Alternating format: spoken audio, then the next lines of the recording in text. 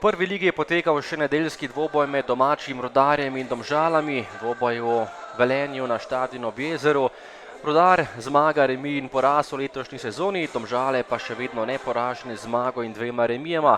Po evropski avanturi je bilo konec Evrope za Domžalčane in tole je že začetek tekme. Bolje so štartali gostje, Alviro daleč, ampak na pravem mestu Matej Radan, ki je bil dobro postavljen. Potem pa kot za domžalsko ekipo, tekla je 7. minuta, odbita žoga in nadaljevanje akcije, žoga pred vrata, kjer je bil Vetrih, dvoboj 2 štiric pa je dobil domžalski nogometaš, prekršek Davida Kašnika in 11-metrovka za Domžale. Rumeni karton branilcu Rudarja in 11-metrovka za domžalske nogometaše.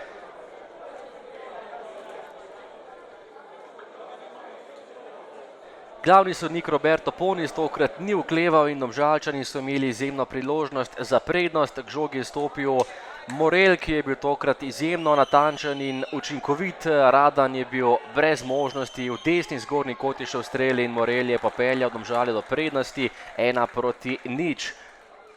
Natančno Morel in brez možnosti Radan za prednost domžalskega moštva.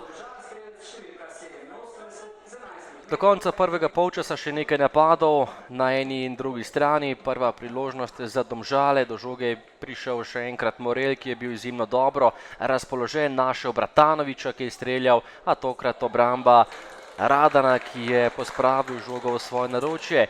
In potem še zadnja priložnost prvega polčasa in prva za velenjski Rudar. Lepa kombinacija, žoga pred vrata, Jahič je podal, Meri streljal, ampak obramba Domžal na pravem mestu, le kot za Velenjčane.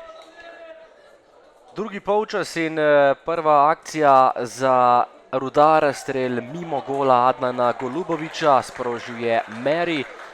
Še napad za nogometaše Rudarja po napaki Vetriha, brez prekrška na sredini igrišča in nevaren napad je začel Tolimir, ki je na koncu tudi podal na desno stran proti Meriju, ki je streljal točno v naročje Golubovića, ki tokrat veliko dela ni imel, ostalo je pri minimalni prednosti gostov. Napad Domžal po odbiti žogi, prava bomba Alvara Bračija, nekaj mimo desne vratnice vratarja Radana. Potem še ena žoga proti Morelu, ki je bil na tem dvoboju izjemno razpoložen. Takole je preigraval in tudi preigral Bilonga. Ponis je bil blizu in pokazal še drugič na tekmi na 11-metrovko. To je bil še en prekršek nogometašev Rudarja in velika priložnost za povišanje prednosti. Tekla je 79. minuta in Morel je še enkrat stopil k žogi.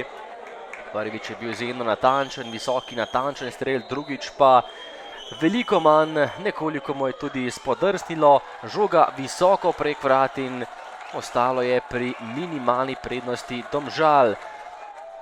Takole zgrešil Morel in zapravil veliko priložnost, da bi že odločil tekmo.